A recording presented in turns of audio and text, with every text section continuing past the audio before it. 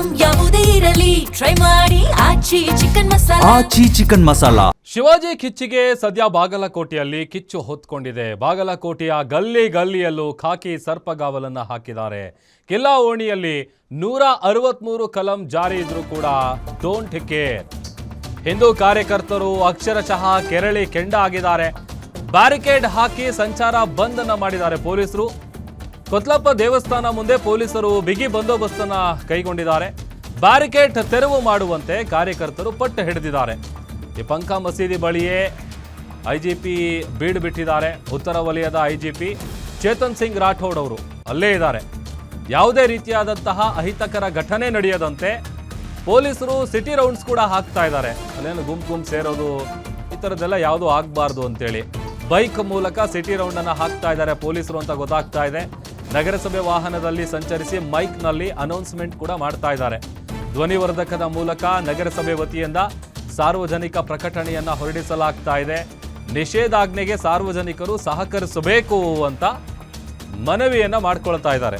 ಯಾಕಂತಂದ್ರೆ ಈಗ ಪರಿಸ್ಥಿತಿ ಹೆಂಗಿದೆ ಅಂತ ಅಂದ್ರೆ ಬೂದಿ ಮುಚ್ಚಿದ ಕೆಂಡ, ಯಾವ ಟೈಮಲ್ಲಿ ಏನು ಬೇಕಾದರೂ ಆಗ್ಬೋದು. ಈಗ ಆಲ್ರೆಡಿ ಅಲ್ಲಿ ನಿಷೇಧಾಜ್ಞೆಯನ್ನ ಜಾರಿಗೊಳಿಸಲಾಗಿದೆ. ಗುಂಪು ಸೇರೋದು ಇದ್ಯಾವುದು ಕೂಡ ಅಲ್ಲಿ ಮಾಡೋ ಹಾಗಿಲ್ಲ. ಹಾಗಾಗಿ ಬೈಕ್ನ ಮೂಲಕ ತೆರಳಿ ಸಾರ್ವಜನಿಕರು ಇದು ನಿಷೇಧಾಜ್ಞೆಗೆ ಸಹಕರಿಸಬೇಕು ಅಂತೇಳಿ ಮನವಿಯನ್ನು ಮಾಡ್ಕೊಳ್ತಾ ಇದ್ದಾರೆ.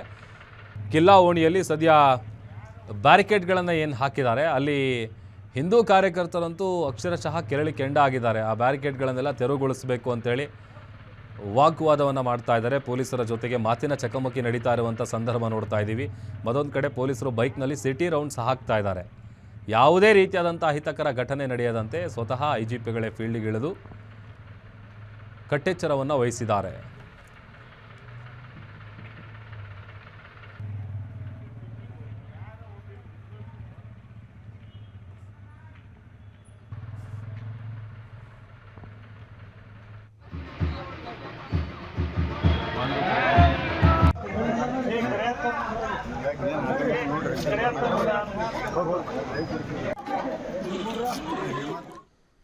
ಹೆಚ್ಚಿನ ಮಾಹಿತಿ ಕೊಡ್ತಾರೆ ನಮ್ಮ ಪ್ರತಿನಿಧಿ ಅಶೋಕ್, ದೂರವಾಣಿ ಸಂಪರ್ಕದಲ್ಲಿ ಜಾಯ್ನ್ ಆಗಿದ್ದಾರೆ. ಅಶೋಕ್, ಈಗ ಬಾಗಲಕೋಟೆಯಲ್ಲಿ ಪರಿಸ್ಥಿತಿ ಹೆಂಗಿದೆ, ಜೊತೆಗೆ ಪೊಲೀಸರ ಸರ್ಪಗಾವಲು ಹೇಗಿದೆ, ಏನ್ ಕತೆ?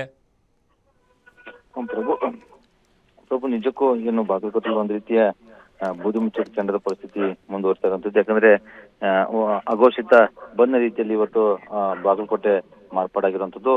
ಯಾಕಂದ್ರೆ ನಿನ್ನೆ ರಾತ್ರಿ ನಡೆದಂತಹ ಶಿವಾಜಿ ಜಯಂತಿ ವೇಳೆ ನಡೆದಂತಹ ಕಲ್ಲು ತೂರಾಟ ಇದೀಗ ಬಾಗಲಕೋಟೆ ಏನು ಹೊತ್ತಿ ಉರಿತಿರುವಂತದ್ದು. ಯಾಕಂದ್ರೆ ಸದ್ಯಕ್ಕೆ ಬಾಗಲಕೋಟೆಯಲ್ಲಿ ಏನಂದ್ರೆ ಕೊತ್ಲೇಶ್ವರ ದೇವಸ್ಥಾನ ಮತ್ತೆ ಅಂಬಾಭವಾನಿ ದೇವಸ್ಥಾನ ಎದುರುಗಡೆ ಹಿಂದೂ ಕಾರ್ಯಕರ್ತರು ಜಮಾವಣೆಗೊಂಡಿದ್ರು.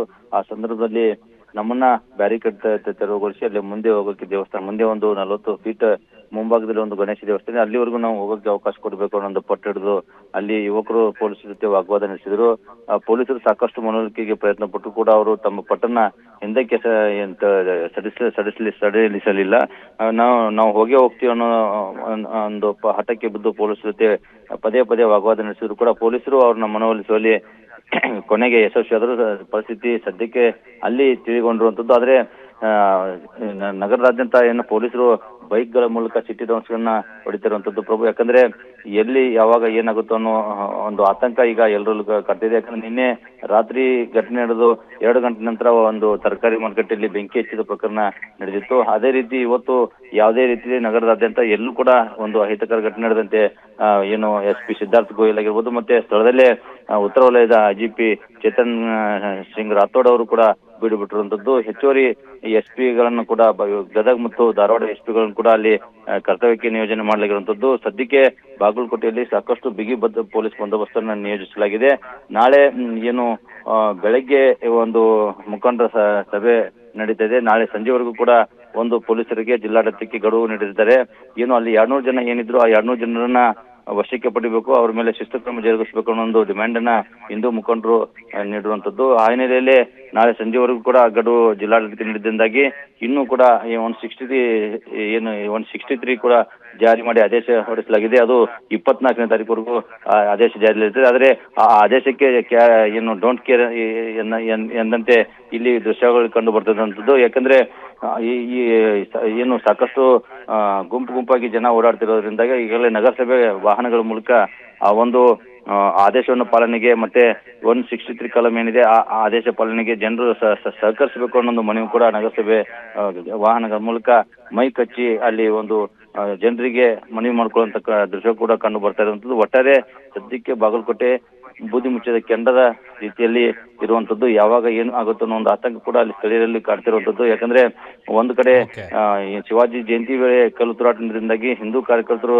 ಕೆರಳಿ ಕೆಂಡವಾಗಿರುವಂತದ್ದು, ಮತ್ತೊಂದೆಡೆ ಏನು ಆ ಒಂದು ಅನ್ಯ ಕಾಮಿನ ಜನ ಇದ್ದಾರೆ ಅವರು ಕೂಡ ನಾವೇನು ಮಾಡಲ್ಲ ಅನ್ನೋ ಒಂದು ಏನು ಸಮರ್ಥನೆಯನ್ನು ಅವರು ಮಾಡ್ತಾ ಇರುವಂತದ್ದು.